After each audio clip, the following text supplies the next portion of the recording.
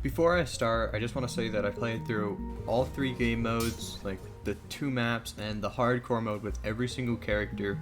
I know what I'm doing. I've gone through almost every single achievement except for one, which I have no idea how to get my hands on. I've tried mostly everything except for going for Easter eggs, and even then I've tried to look around the map and find it. I haven't found it. I don't know what to do about it, so you can leave a comment calling me an idiot for making this at like 98% completion. And if you just want the cliff notes, the game's $3. It's worth it regardless of whatever the contents is. Like the worst that happens is that you spend $3 and the game's not good, so you don't use it. Like, I mean, you spend $3 on like a thing of fries from McDonald's, you're doing fine. So that being said, I have nothing but respect for these developers. Any criticism or any ideas is not to downplay their idea or their concept or anything like that. I just want to see it succeed. So I'm going to start off with the graphics, and it's very small, but the pixelated graphics is a very good idea because this would look very goofy in high definition, because the idea is you're flying above a battlefield while everything is fighting under you. Well, that's the reason why only archers can hit you, and it would look really goofy in high definition. And it also helps with optimization because this game does chug along sometimes. So the gameplay, I'm going to try and chuck a lot in here. So the idea is that you're this demon mage or necromancer or a banshee flying around, murdering everything in your path, destroying towns, people, armies, you know how it is. And grabbing certain items along the way. Souls from the defeated enemies, bricks from the fallen houses, potions from those fallen houses, and upgrade stations from those fallen houses, which is basically where you can choose a few randomized cards to upgrade your character, which you use souls to upgrade your character with these cards. You also use bricks in the main menu to get permanent buffs throughout your games, and the potions just heal you. But all that being said, the gameplay loop is the weakest part of this game. There's only like this small segment in the middle where it's very enjoyable, but like the beginning, you're usually moving around incredibly slow, or in the end, you're just destroying everything and you have nothing to work towards until you get to the boss and just beat the game.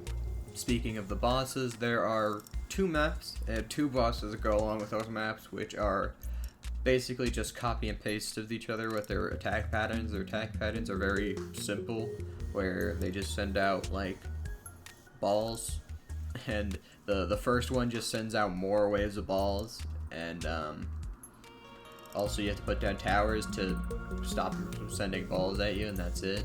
The other one, you put down towers around it to damage it until they die, because they are these little towers that you can break down. You have to break down 3 of them to get to the castle church type thing, then break down 2 more castles to beat the map. Now, the boredom aspect is something I tend to get really mad over, because there are these idiots in the comment section being like, just boredom, or something stupid like that. If you're the idiot that puts down one line and doesn't add any constructive criticism on it, how do I put this lightly? Jump off a bridge. Like, you're just being a douche nose. I fucking dislike you incredibly for doing that. Like, if you're gonna be an asshole about it, then you might as well just say, this game is complete ass, because it's just boring. You can't do anything in the game because you can only place down 1 tower. That's fucking fine. Whatever, that's fair, because it's constructive. At least it's a little constructive. But if you're the idiot that just says boredom, I don't like you. But I will say that they are right. It is boring, but because you can only press 5 buttons, WASD, and then space to do certain things. Space is to place down a tower, and WASD is to dodge arrows and move around to objectives and stuff, which is fine. But I really think they should add in something more for you to do, which I will touch base on in the later segments. So there are 3 characters in the game currently. Apparently there's a 4th on the way, but I will just talk about these 3 since I played through the game as them. I got the Demon Mage, the Necromancer, and the Banshee. The Demon Mage is the all-arounder. He's very average. He's kind of like the tank, sporting 128 base health with 100% base movement speed, and very decent army. They're very decent. The whole army is his whole thing all around is being decent. His tower though just does damage. Any radius around it, it will electrocute enemies in it. Then we can move on to the Necromancer, which sports 75 base health, with 150 base movement speed, sporting the highest movement speed out of all of them. And his tower is the reason why he's even slightly good. It's because he puts down a tower, and anything that would hit him would deal the damage to that tower instead. It also shoots out homing skulls around it, which do a ton of damage. And he is like a swarmer death dancer type of character, where if you can get set up, you're very fine, but as soon as you take one hit, you are fucked. It's a very big high risk, high reward setup because, you know, you don't want to lose your towers. Lastly is the Banshee, sporting the highest base stats out of all of them with 150 base health and 120 base movement speed. And in return, she has one of the strongest minions and one of the weakest minions, along with only 3 slots to begin with. And even if you max her out, she gets up to like 70 minions at max, which is still pretty fucking low.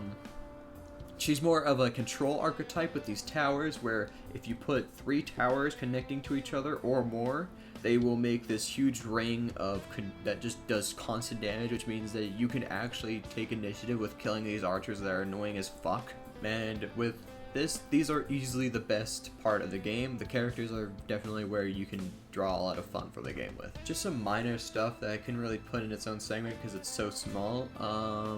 The soundtrack is very good. There is only 1 track, but it's still pretty good. The tech tree is alright. It's a cool idea to get more buffs the more you play through the game. They're very basic if you ask me. Like, they don't add much new to this whole genre.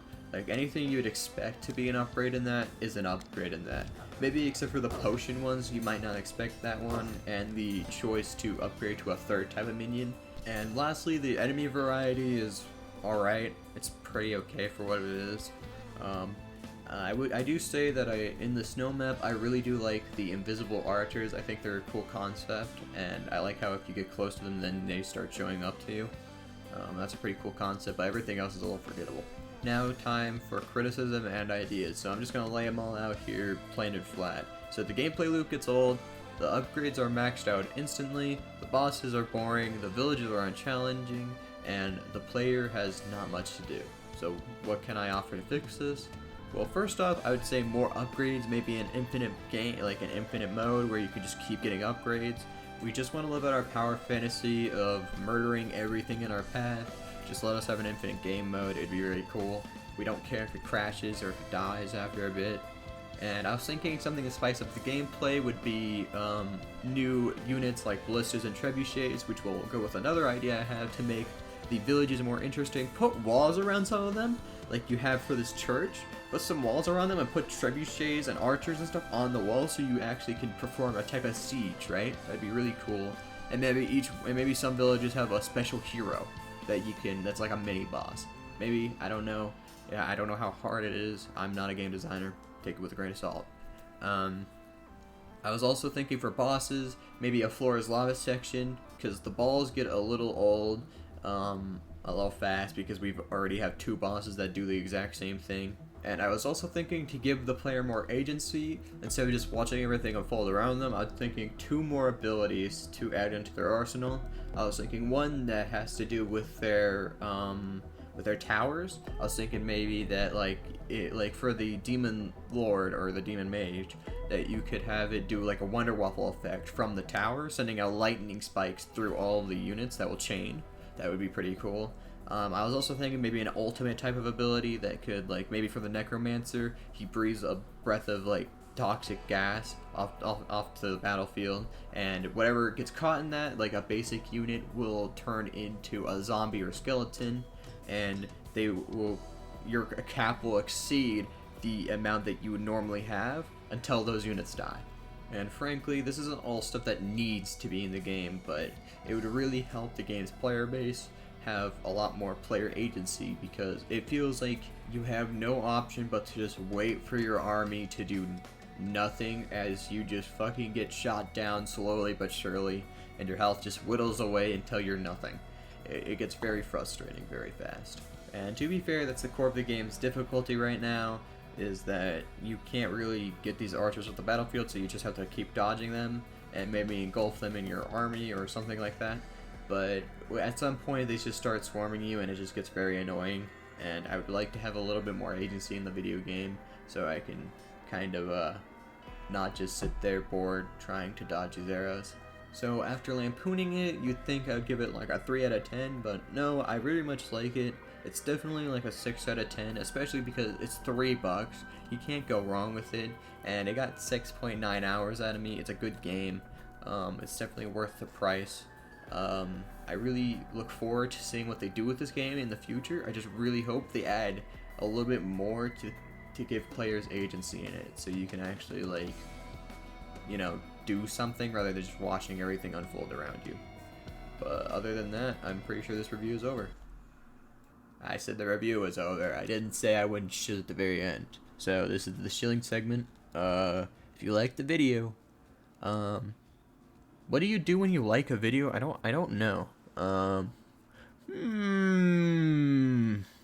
Oh yeah, like the video.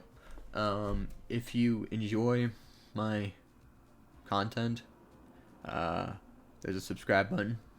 And if you don't like the video, dislike the video and tell me why you didn't like it. I mean, I'm here for criticism. I give people criticism, but I'm also here for criticism too. I'm not a fucking big baby and I'm like, I could dish it out, but I can't take it. But pretty sure that's it. Have a great day.